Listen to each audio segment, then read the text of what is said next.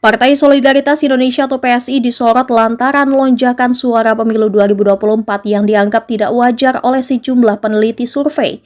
Sebelumnya suara PSI 2,86% atau 2.171.907 suara pada Kamis 29 Februari pukul 10 pagi menjadi 3,13% atau 2.402.268 suara pada Sabtu 2 Maret pukul 3 sore. Capaian tersebut juga berbeda dari hasil quick count sejumlah lembaga survei yang menempatkan PSI dengan perolehan paling tinggi 2,65% di pemilu 2024. Lalu bagaimana sejarah pembentukan PSI? Dikutip dari situs resmi PSI, sejarah awal pembentukan Partai Solidaritas Indonesia atau PSI berawal dari obrolan di sebuah kafe di Bilangan, Jakarta Selatan pada akhir tahun 2014. Saat itu, PSI menjadi angin segar politik Indonesia lantaran mengusung partai anak muda yang anti korupsi. Pertemuan tersebut dihadiri oleh Raja Juli Antoni, mantan presenter televisi Grace Natali, dan Isyana Bagus Oka, serta dua anak muda lainnya. Pertemuan tersebut terjadi setelah Joko Widodo terpilih sebagai presiden pada Pilpres 2014. Dalam pertemuan tersebut, mereka membahas tentang reformasi partai politik dan mereka memiliki pandangan yang sama tentang situasi politik saat itu. Hingga kemudian Partai Solidaritas Indonesia didirikan secara resmi pada tanggal 16 November tahun 2014 berdasarkan Akta Notaris Widiatmoko nomor 14 tahun 2014. Pada tanggal yang sama, Dewan Pimpinan Pusat PSI secara resmi mengajukan surat pendaftaran sebagai partai politik ke Kementerian Hukum dan HAM.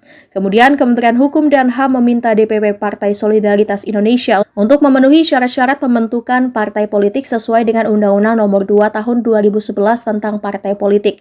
Disebutkan cita-cita Partai Solidaritas Indonesia adalah kekuatan politik baru yang ingin mengembalikan politik ke tempat yang terhormat. PSI lahir dari kesadaran bahwa politik adalah sebuah tugas mulia untuk mewujudkan kebahagiaan bagi semua orang. Atas dasar itulah PSI bertekad mengakhiri sengkarut politik dengan mengembalikan politik kepada nilainya yang luhur. PSI ingin mendekatkan kembali politik dengan nilai-nilai kebajikan agar lahir negarawan yang seluruh pikiran dan tindakannya didasarkan atas kepentingan yang lebih besar untuk bangsa dan negara Indonesia, bukan sekadar kepentingan pribadi politik jangka pendek. Pada pemilu 2019, PSI menjadi peserta pemilu dengan nomor urut 11. Setelah resmi menjadi peserta pemilu 2019, PSI melakukan terobosan dalam seleksi calon anggota legislatif dengan cara yang transparan dan terbuka. Proses seleksi calon anggota legislatif dilakukan secara langsung dan disiarkan di semua media sosial PSI.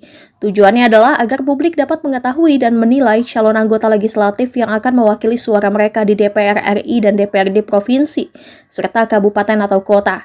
Namun sayangnya pada pemilu 2019, PSI tidak lolos ambang batas parlemen sehingga tidak masuk DPR RI. Meski begitu, sejumlah politisi PSI yang kritis dan muda kerap menjadi sorotan di daerah. Misal saja di DPRD DKI Jakarta, politisi PSI pernah mengungkap dugaan korupsi dana pendidikan yang tidak wajar pada pengadaan Aibon di sejumlah sekolah di Jakarta. Kini kredibilitas PSI pun mulai dipertanyakan oleh sejumlah netizen.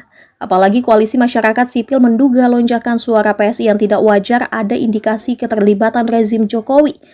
Pasalnya Ketua Umum PSI saat ini adalah Kaisang Pangarep yang merupakan putra bungsu dari Presiden Jokowi.